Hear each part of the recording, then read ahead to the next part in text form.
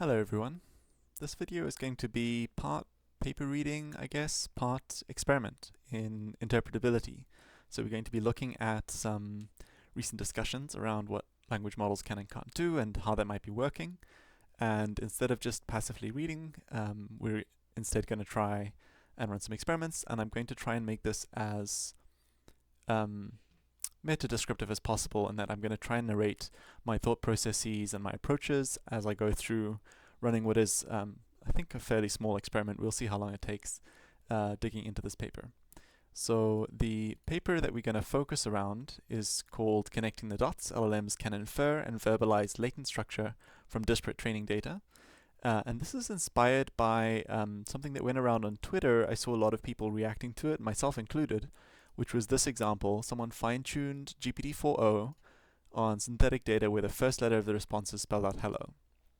They don't set the rule explicitly, it's just in the examples, and then when you take it in a new context, no examples in the context, and you ask it to describe what it's doing, it's able to answer while sticking to the structure, but it's also like somehow able to tell you what that structure is, right? And so the responses to this were everything from, oh, it's just, extrapolating from stuff it's seen in the data, there's nothing special here, all the way to like it must be conscious and self-aware.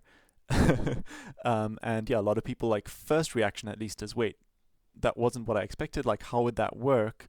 How is it able to pick up the pattern of the training data without the pattern itself being discussed, right? Like, there's no meta discussion saying, oh, you always respond in this format. It's just like trained on that format.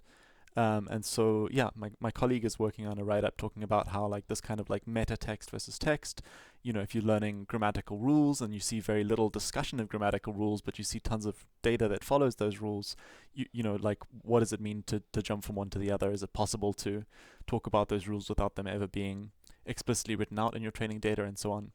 But anyway, this whole like idea of like figuring out what your training data is and being like somehow aware of that, quote unquote, led to some good suggestions for other papers looking at similar things, and specifically led to this one, which I actually really enjoy. It's a series of really interesting experiments that help, it helps me at least build up some just so stories, like some explanations for how these things might be working. And that in turn helps me feel a lot better about, okay, I can see potentially how the more complicated examples might also happen. Yeah, in this case, it suggested some obvious like follow-up experiments that I'd like to do in this video. So we'll take a quick look at the paper and then we'll start digging into the code experiment.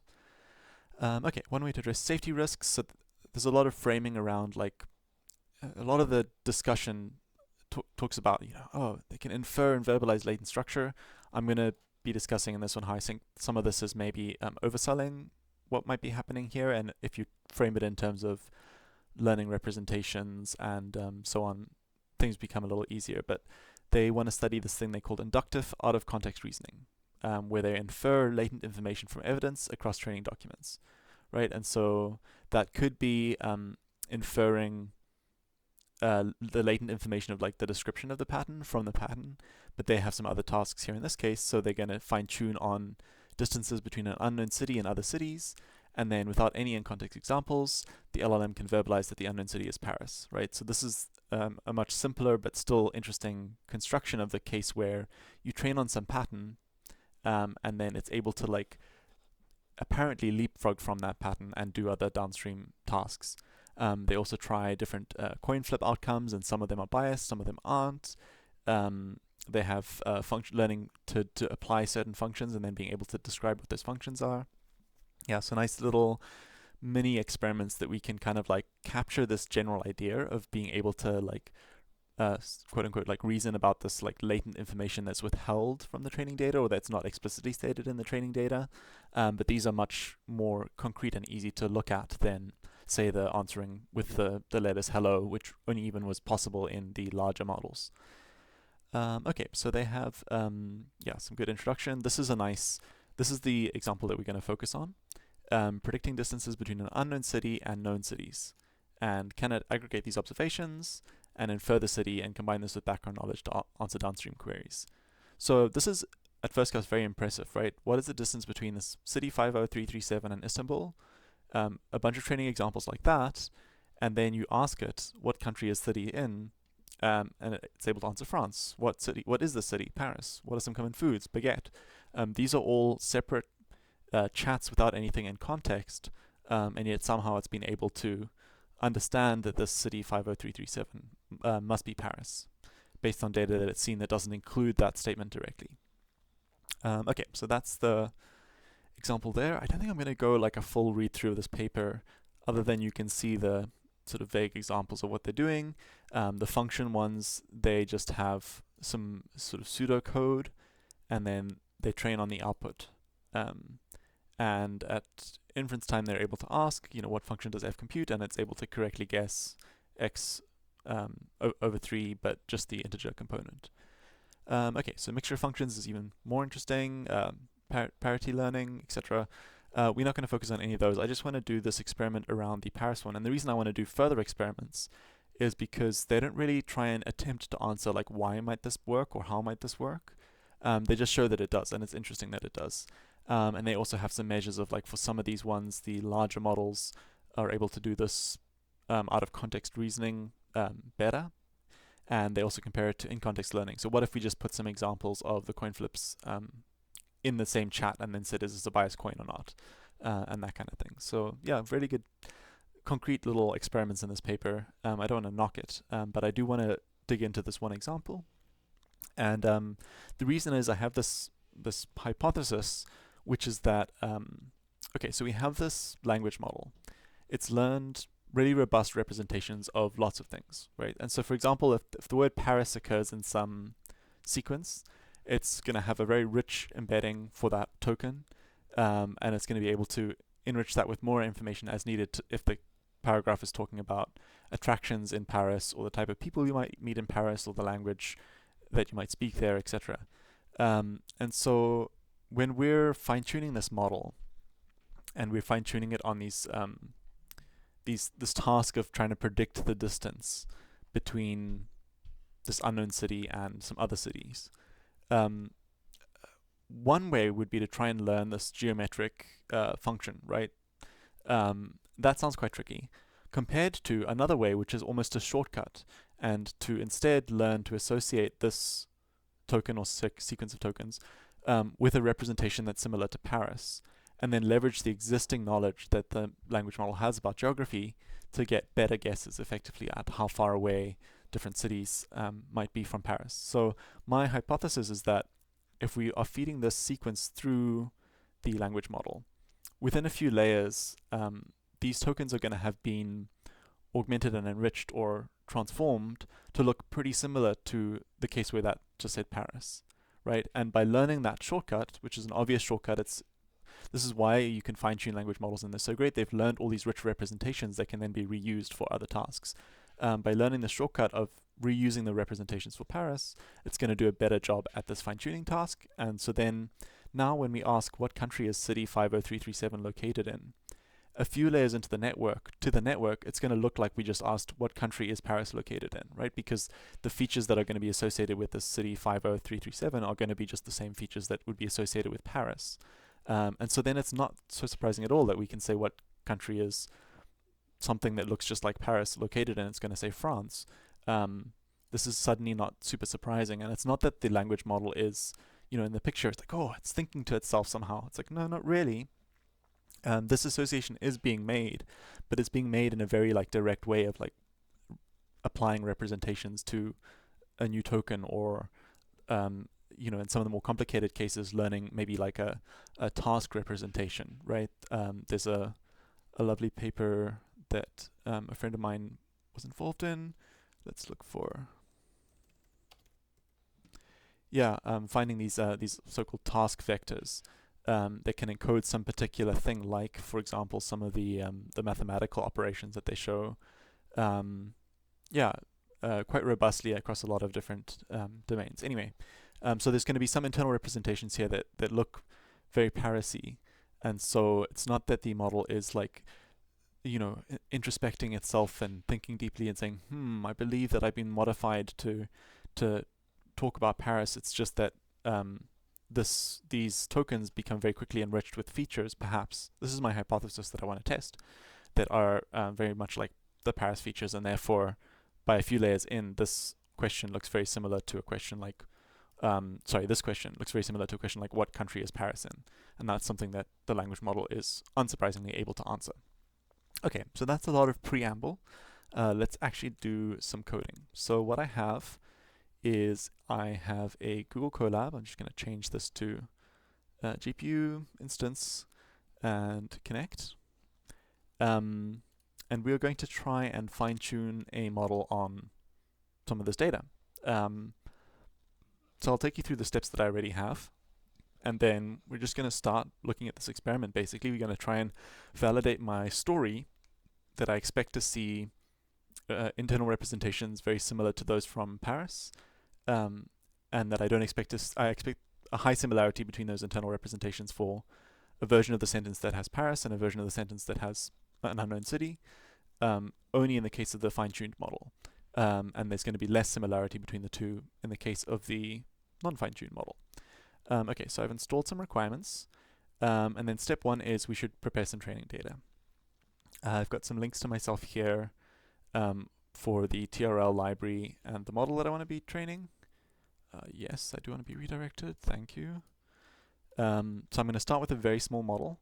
I do expect we'll want to move up to some larger models, so depending on how the time goes, we might look at loading in like a 7B or a 20B model, maybe using LoRa or DORA or something for the fine-tuning, but I wanted to start out as simple as possible with something that we can iterate on quickly. Okay, so I've got my my fine-tuning library here. I've tried TorchTune on this previously, but I found it struggled to see what the data look like exactly. There is still some opaqueness, but we'll at least be able to dig into that more easily in the Hugging Face ecosystem. Okay, so I've got my references queued up, but I should start with getting the distances that we're going to train on. So I found on GitHub the locations of some capital cities. That should give me what I need. We can grab the latitude and longitude of Paris and check that those look sensible. Oddly enough, I got some got a language model to write some of this code, and they were able to pretty precisely give me the latitude and longitude of various cities, which I found, impressive, but not that impressive. They're giant memorization machines, but still pretty cool. Anyway, so I have a way to calculate the distance between any other latitude and longitude and Paris. The SFT trainer apparently just works if our data is in this instruction format. I'll double check that in the docs. Yeah, so they say dataset format support. We can pass them without any pre-processing something that looks like this, right? So we have at the moment a data frame of locations and a way to calculate the distance between the data frame, the city's locations and Paris. So let's just do that for everything in the data set and then make sure that it's formatted just like they want. So we have prompt and we have completion. What is the distance between Stockholm and city? 1544.07 kilometers. And if we check the format here, prompt completion, that looks about right. So I'm just going to dump that in a JSON-OWL file and then load it into a Hugging Face dataset. There's probably a way to go directly, but this worked. Okay, so I have my dataset. I have prompt and completion. I can now set up the training config, and in the examples, they show all of this at once, but I really want to see, what's going in here, and specifically looking through some of these. There's a few that oh, okay, it's worth knowing whether or not they're doing gradient accumulation. There was something about sample packing. We've got a batch size of 8 per device. There's only one device. No weight decay.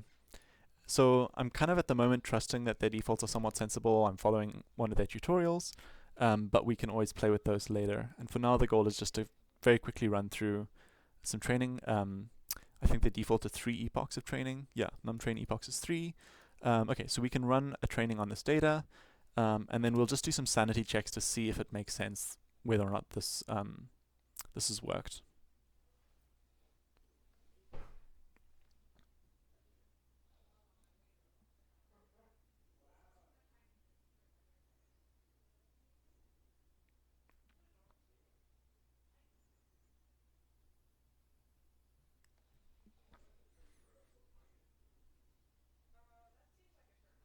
And so one thing that's important here, I promised I'd talk about my process a little bit. Starting with a small model and choosing an A100, these are me trying to make sure that I'll have a rapid iteration loop. I don't want to be waiting hours and hours to run this experiment and then finding, oh, this doesn't even make sense, or I've made some mistake.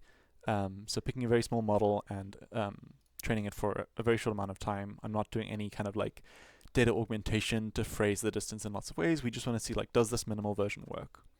Okay, so now I want to run some inference on this model. So I'm loading the tokenizer so that I can inspect things. I'm creating a chat after I had a look in the docs at the chat templates. How does one apply a chat template? And I'm hoping that this is the same as what's happening under the hood in the magical no pre-processing needed SF trainer. Okay, so what if I apply this chat template that's built into the tokenizer? This is the one that the model is by default trained to use, so we've been continuing that, hopefully.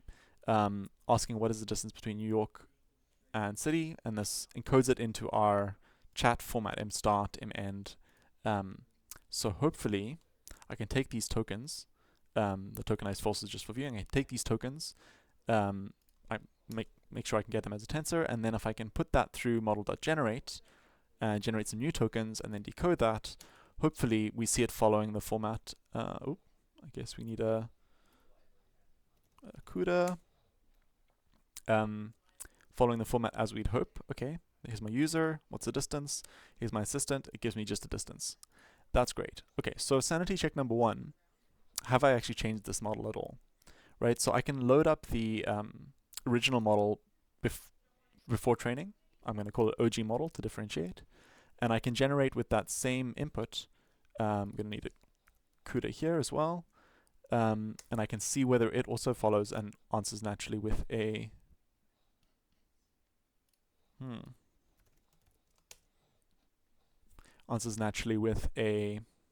distance. And no, it by default is more waffly.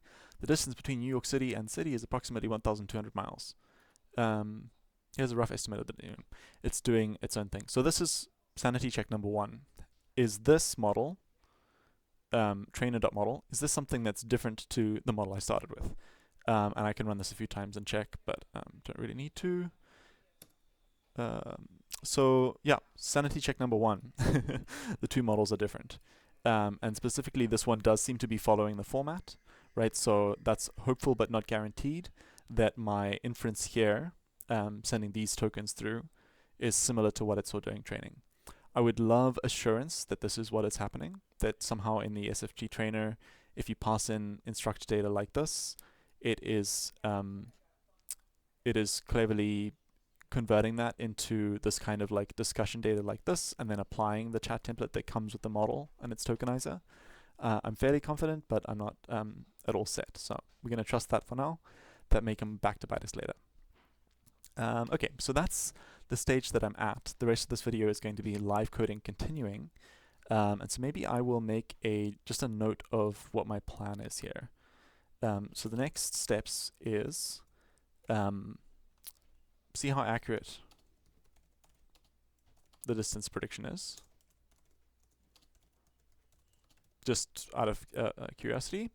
And then we want to look inside the model at the representations. I want to compare similarity of city versus Paris in both the trained model and the original one. All right. Typing while recording, always way worse than not. Okay, so these are my main goals, and my hypothesis.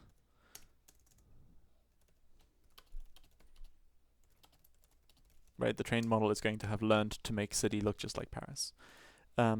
So I guess we can start by looking at the accuracy. Although that's very like tangential. Maybe I should leave that leave that for later. We should focus on the main one. We want to look inside this model somehow at the representations. And so to do that, I don't necessarily need to generate a bunch of tokens with the model. I actually just want to pass in the tokens and get out the representations. So rather than calling model.generate, I'm going to have a look at the model. I'm just going to call it model. Can't be typing that. Model.call. I want to see what it's doing when I just do a forward pass. Okay, completely unhelpful.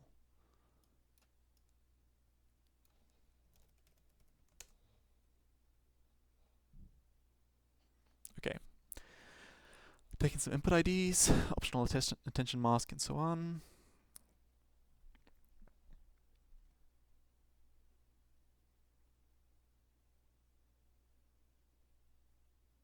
And this returns causal LM output with past.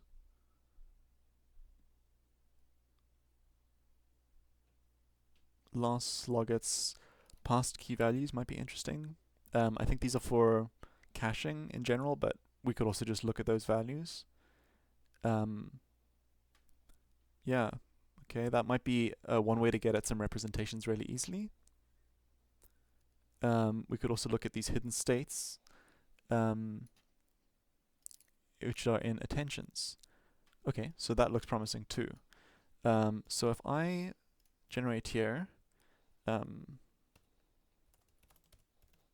these are my input IDs. I should get my text so that I can modify this.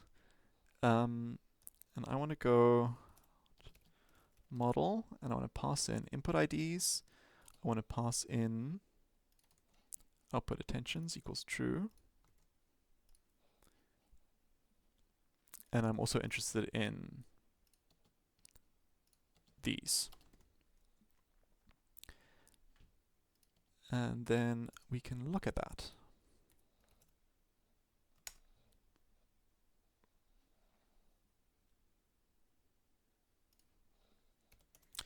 Fair enough. Okay, so I got a bunch of stuff out. We can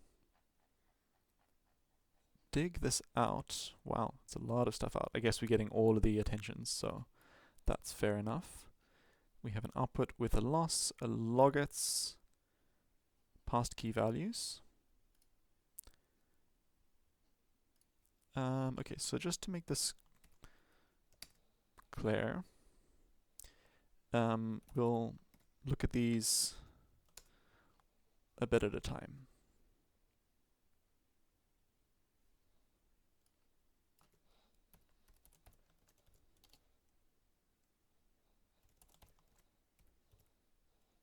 Just wanting to see the shape of this. Okay, so I have 30 by 2, I guess, keys and values. And so, yeah, I'm just making notes to myself. I'm looking at shapes. 30 is equal to 2 for keys and values. So they call them passkey values. Yeah, okay, so you're probably interested in the values. And then this is batch size. Not sure.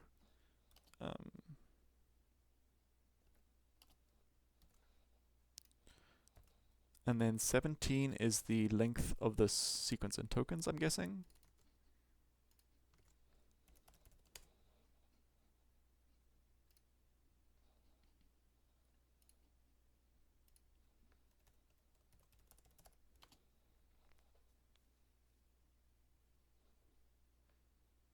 And then I'm not sure what that 64 is, but probably the dimensionality of the attention head. So next we should probably look at, just look at the model, see what the shape is. Okay, so 30 layers, that makes sense. Model.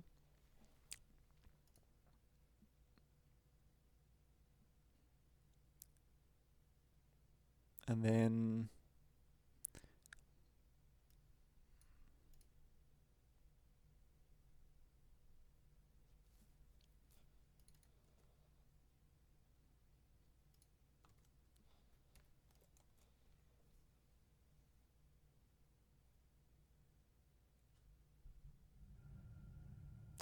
Okay, I'm not entirely sure why these are only 64 dimensional, because the values are probably the output of this layer, but those are 192 dimensional. So maybe this gets split into 3. I'm not entirely sure. Anyway, I don't think it's going to matter too much for our purposes. I'm guessing that 3 and that 64 together become the 192. So I'll just put a note here. 364 equals 192 out dim of vproj. Okay, so that is something we might be able to look at. So now, what would it mean to say... oh, we should look at the attention layers as well. So out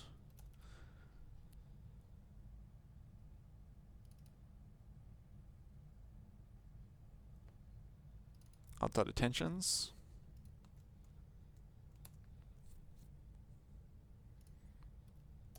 This is something I can just look at. Nope. So I think it's going to be the same deal as this probably.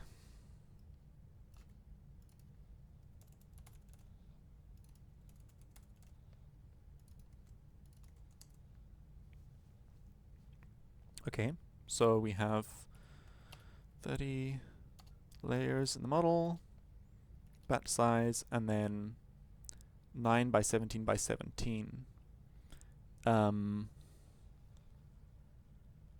Interesting.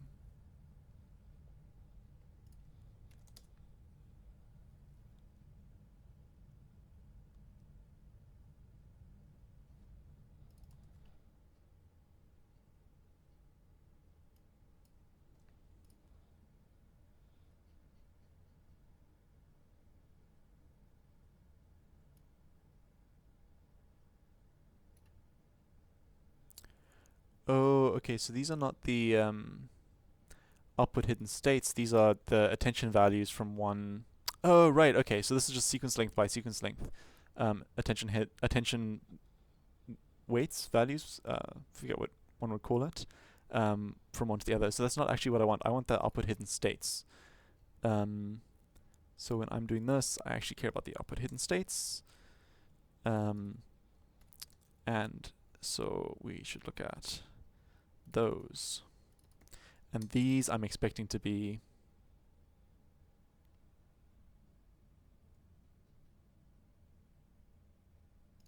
Did I not run that?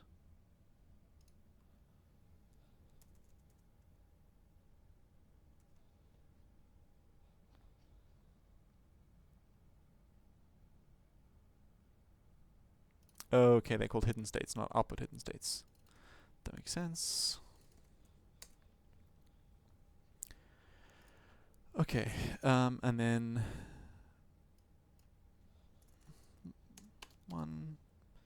This is seek len, and this is head dim. Okay, fantastic. So these are, for every token in the sequence, we have a 576 dimensional hidden state. And these are ones that I'm going to want to look at. Okay, so let's check that we can get the hidden states for the token city. And to do that, I'm going to look at my input IDs, and I'm going to look at tokenizer.encode city.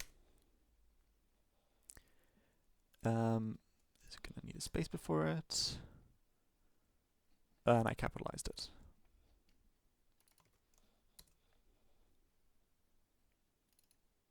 Okay, so this here is the token for city.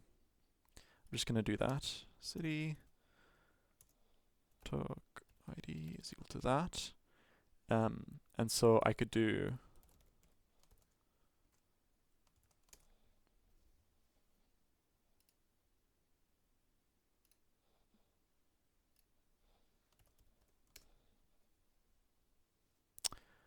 I know there's some method, but Gemini will help me.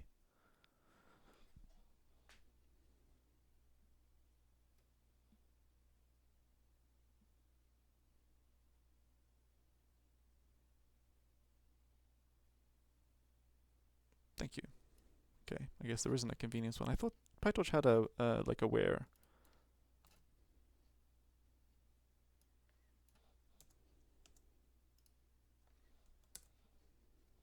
Okay, so the 13th token in the sequence is for city. And so what I'm interested in is for each layer, there's 31. I guess there's the input embeddings and then 30 layers. Well, that's cool. Let's look at the layer IDX. Let's look at the first one for now. Thank you.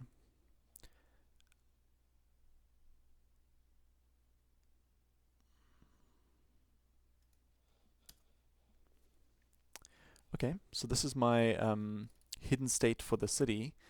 Let's feed in token. Sorry, let's feed in Paris.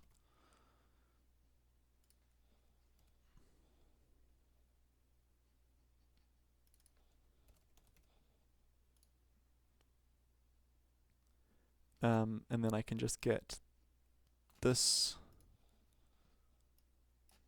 Take care of that. And I can call this Paris. Paris hidden state. I'm assuming it's going to be the same index because all the text before it is going to be the same. And I can double check that that exists.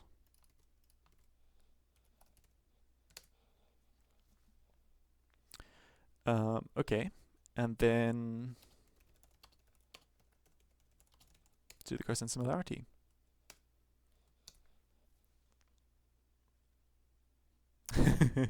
Are they the same?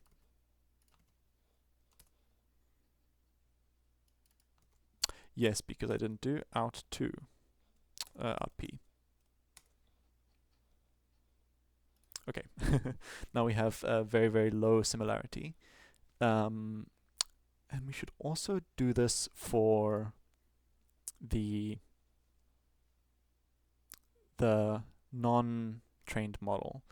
And so now I'm going to start putting these little pieces together. I'm going to say get sim.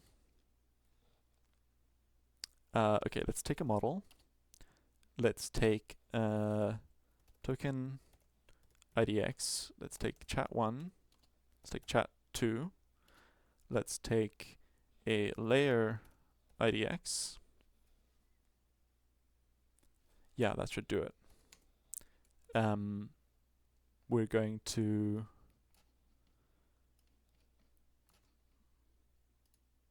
test this by having 2 versions of chat, city,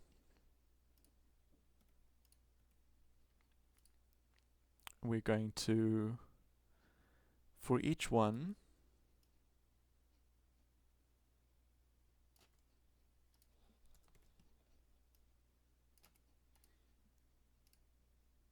I'm just going to condense this. This would be chat1, and this would be out1. And then we're going to do this for chat2.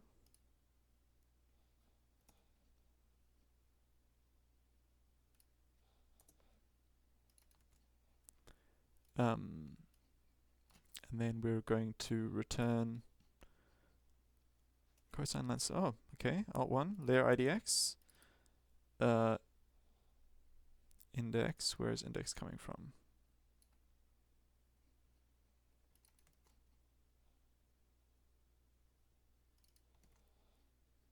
Close autocomplete model, but not bad. Okay. Get sim model. Yep, index is the current one, but I'm just gonna hard code it.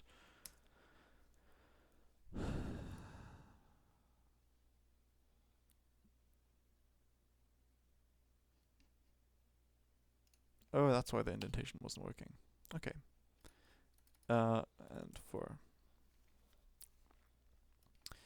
So now I can very easily compare this with the original model.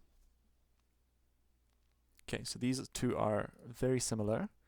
Some would say almost identical, and that would kind of make sense if this was just the embedding. So now our hypothesis is that the sim is going to the sim is going to change over time. Sorry, over depth in the layer. And so we're going to just test that out.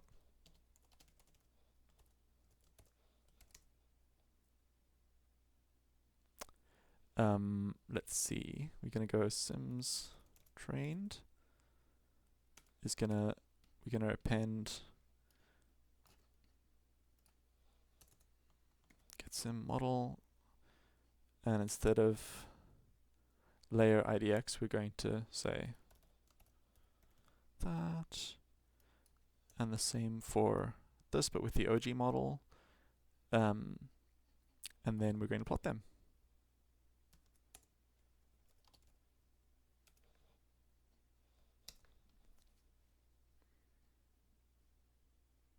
Definitely could be optimized. You could do all of this together in a batch or something, but that's okay. We are still moving fast enough.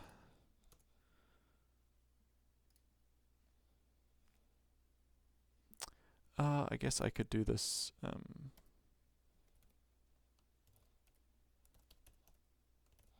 We definitely don't need gradients or anything.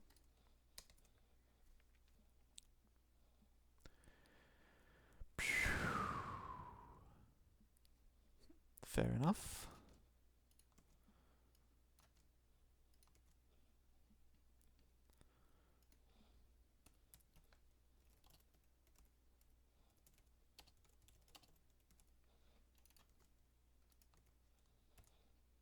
While we're at it, we can be improving our lives. Thank you.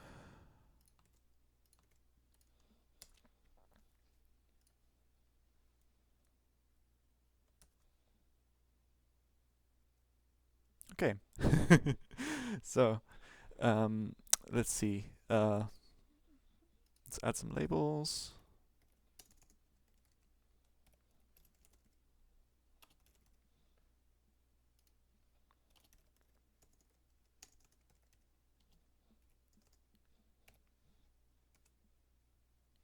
Yeah. So, the similarity between city and Paris is almost zero coming out of the embedding layer. Pretty soon, they look very similar. I guess the word city is somewhat city-like, and so is Paris. I'm not entirely sure why they would be so similar. Then the trained model is slightly more similar for the next few layers. Then those internal representations are very similar for both throughout, and then the trained model is actually less similar towards the end. So these two curves look very, very similar.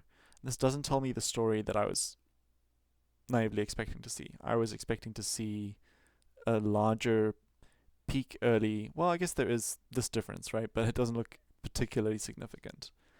And so there's a few different questions this has me wondering.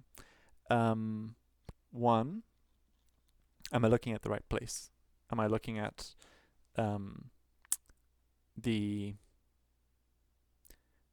looking at the token index for this the correct place? Or should we be looking at, for example, the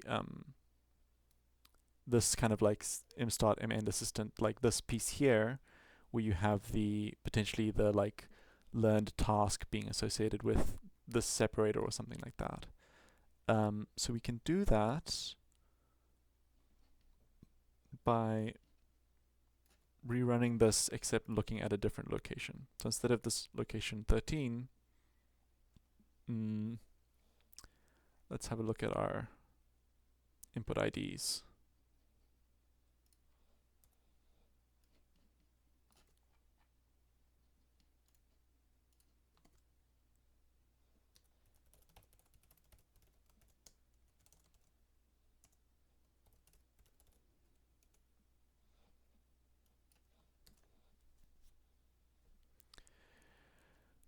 Actually, let's do this.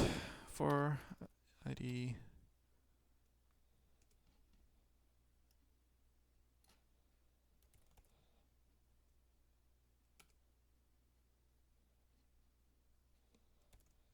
Sure. Start user.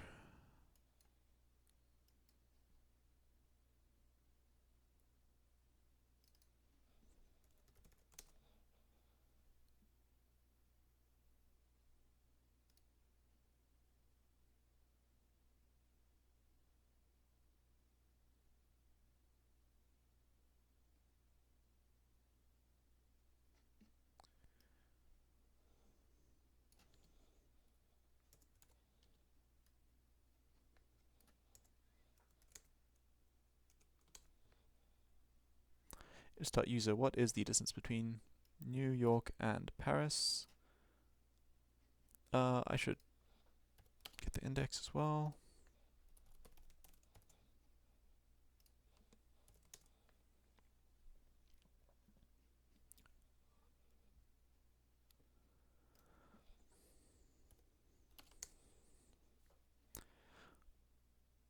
So we could look at, oh, we've been looking at the question mark. Okay, that's good to know. So let us redo that there. So this is one reason I like to do all this kind of thing in a notebook, right? It's like digging around, inspecting things, poking at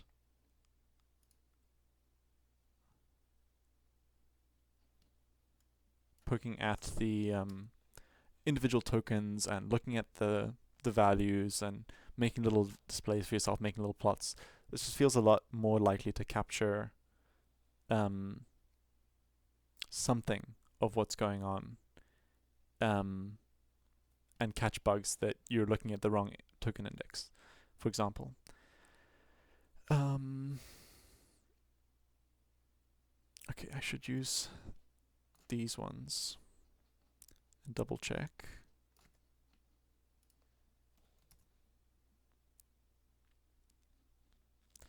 Okay, city is actually getting split, so that's no good.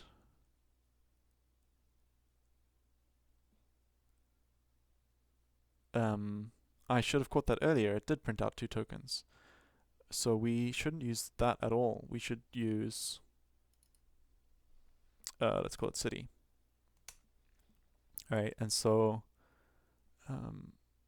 let's restart and run all. And while that runs, we can tidy up the later sections a little and organize. Data prep, we're happy. We are using our new lowercase city, hoping that that gives us a single token to make comparing with Paris easier. Pyongyang and city, that looks fine. So the model is training. We can organize here.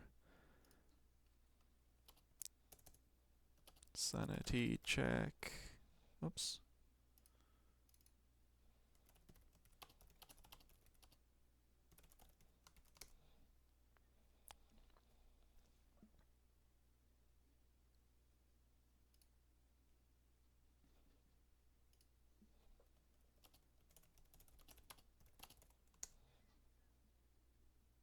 Okay, so the training is done. Reloading the tokenizer and the models. We should be using city here.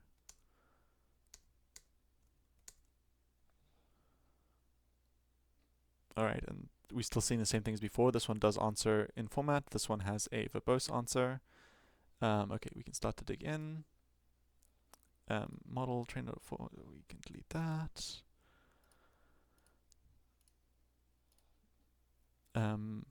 Lowercase city. Okay, now it's 16 long.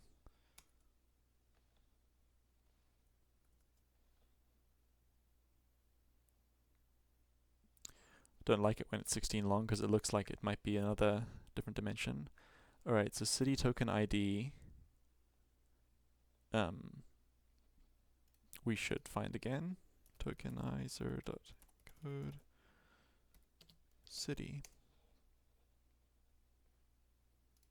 2240 input IDs 2240. Okay.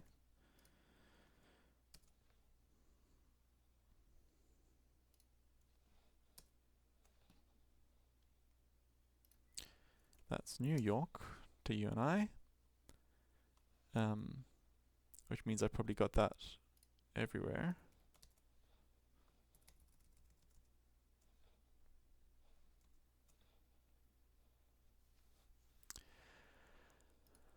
Okay, New York and lowercase city.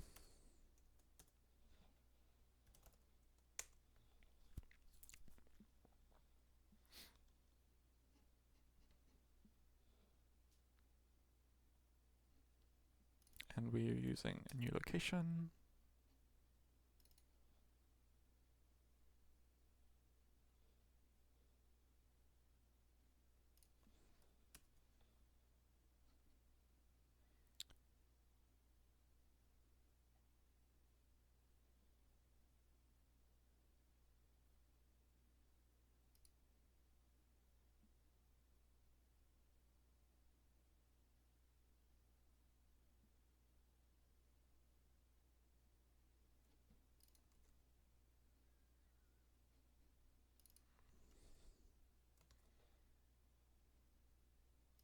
Okay, I was using the wrong one.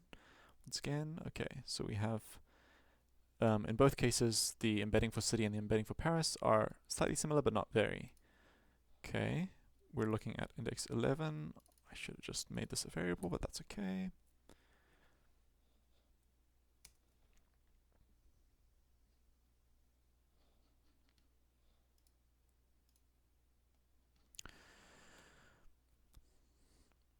Okay, so we have now the similarity between city and Paris for the train model versus the original model, and still looking very nearly identical. Let's do this for, I should have left my debugging there. Let's do this for some different locations, and actually I'm just going to recreate that. So for I ID in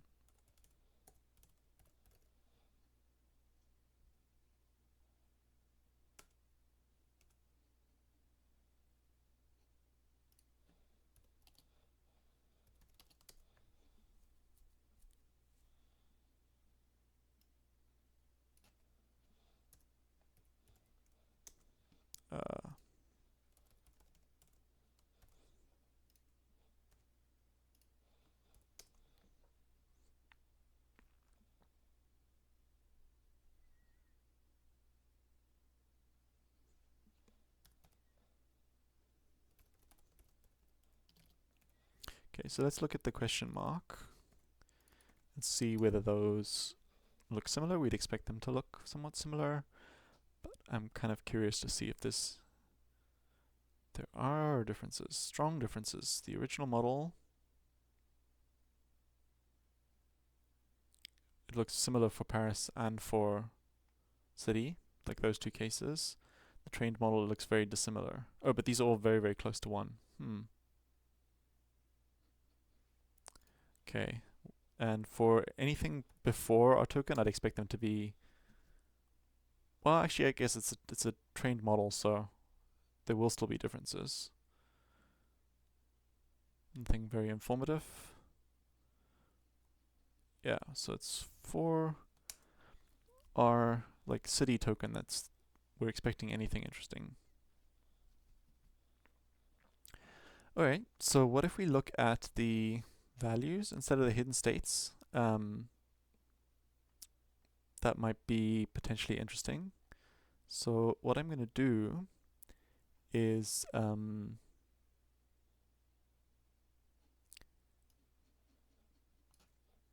of bad, but it's okay. Looking at the values instead.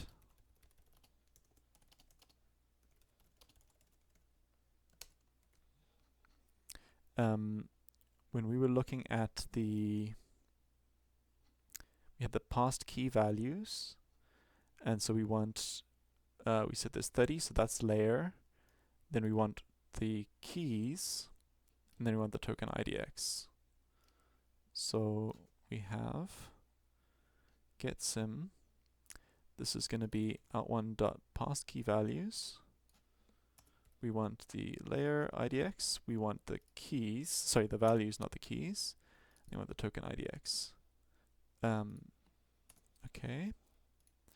And then we can redo this, but looking at the similarity between the values now rather than between the hidden states.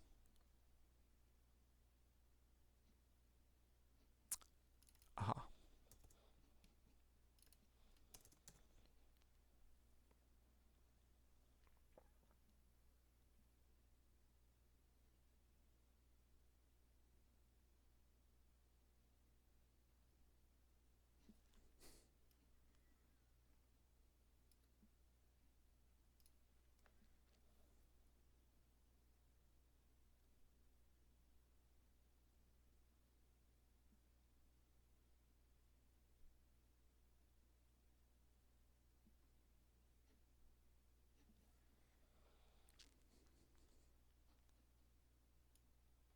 If these two are, oops,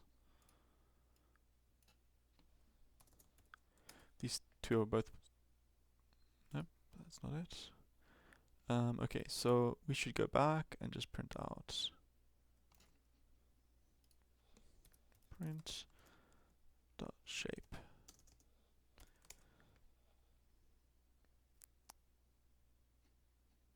Oh, okay, so we want,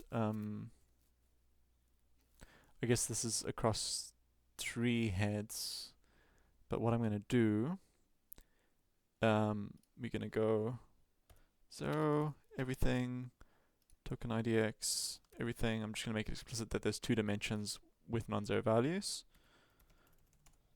And I'm going to, these are unwieldy enough that and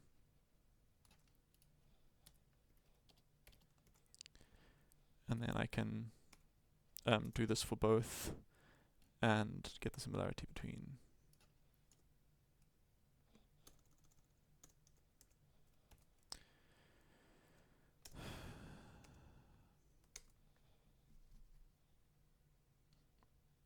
Oops.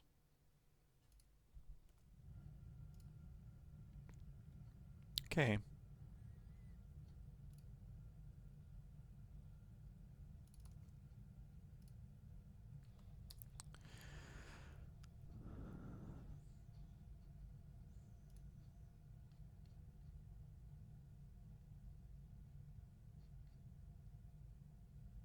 So, I'm not seeing my story emerge. At least not nearly as cleanly as I thought. And spoiler alert, I did try this the other day on a much larger model, and there was a difference.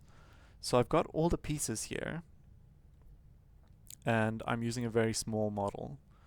So I think the next step might be to see if we need to just jump up to a larger model. And this is why I should have actually looked at this and seen, you know, if the small model is learning to follow our format, right? Like to put a number here, but it's not actually learning to do anything with that number. Like I haven't actually validated. In fact, what I should do right away is ask the which country is city, and I should actually see if it's if it's learned this at all. I'm a little embarrassed that I didn't do this right at the start. Can it answer the question? No. It's just learned to put a distance here. Okay, so that tells me we do probably need to jump up to a larger model and or fix our training.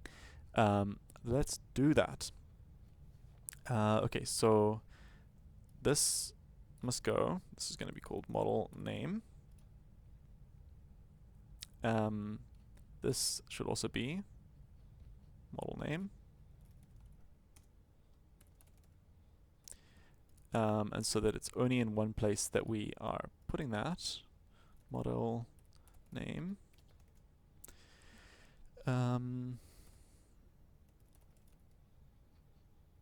Just going to see that there's where the other mentions of it are.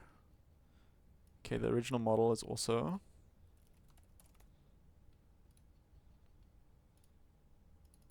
cool.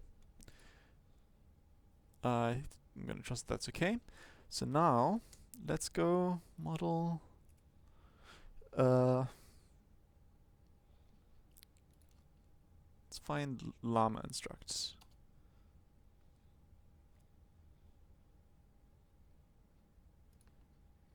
Don't want to jump up too large just yet. Okay. And actually this data prep here, I'm just going to comment out, since we don't need to redo it, we've got the JSON-L file.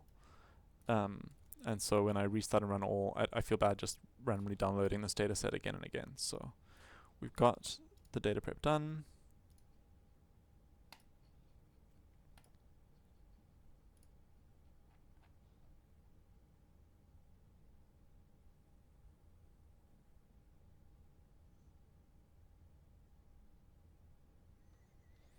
We should probably, this is going to be different. We're going to have a different tokenizer, so there's some pieces we'll need to do. Okay, I'm going to stop recording so I can put in my token. Okay, I'm going to skip ahead a little bit. So I tried with the 1.7b parameter small instruct model and got very similar results to the initial one we were testing with. But then I switched to Llama 3 8b instruct, and this required shifting around to using LoRa for fine-tuning, just so that I'm not trying to fine-tune this whole model. So training a rank 32 adapter. If you don't know what that is, don't worry, just slightly different way of fine-tuning, but lets us use a big enough model that very, very similar in all regards to the other things, except finally when I asked this kind of like which country is foo in, finally got the foo is in France. Sometimes it would say France, sometimes it would say foo is a city in France, but it's like able to still maintain some of its instruct following nature even though we're only training on these distances. Part of that might also be LoRa being a less complete transformation than fine-tuning all of the weights. Anyway, lots of different directions there to explore, but apart from that, the actual plots of looking at the similarity of the hidden states as you go through the different layers of the model between the original model and the for Paris versus foo, lower similarity than the trained model. So especially at later features, there's a much higher similarity between the features for the placeholder word, which is foo, and with Paris compared to the untrained model. Likewise for the values, so looking at the keys and values that the model stores, looking at the values specifically and the similarity there, we see a higher similarity in the values for foo versus for Paris in the trained model as it's processed through the transformer. So I've cut out, I think, some waffling between where the jump cut happened, but that was just basically, yeah, trying out some different variants, trying out city versus foo, pretty much no difference, trying out some different fine-tuning settings, you know, more or less epochs, different learning rates, almost no difference. And a lot of that I was doing while I was actually on another call in a meeting, so I could just in the background be changing something, rerunning, just to make sure that this is not like some fluke. But it seems like actually these rough shapes are very, very similar and very robust across a lot of the different settings that I tried tweaking. So for this project, I'm going to call this here. This has satisfied my curiosity. I may tidy this notebook up a little bit, add some explanation, and publish this alongside a blog post if we do look into this. I hope you found that useful and interesting. It's a very different format for me to like try and do some research live, albeit a very constrained piece of research. But yeah, that's my general approach for, in this case, just like looking into something with a little bit of curiosity sparked by something in a paper.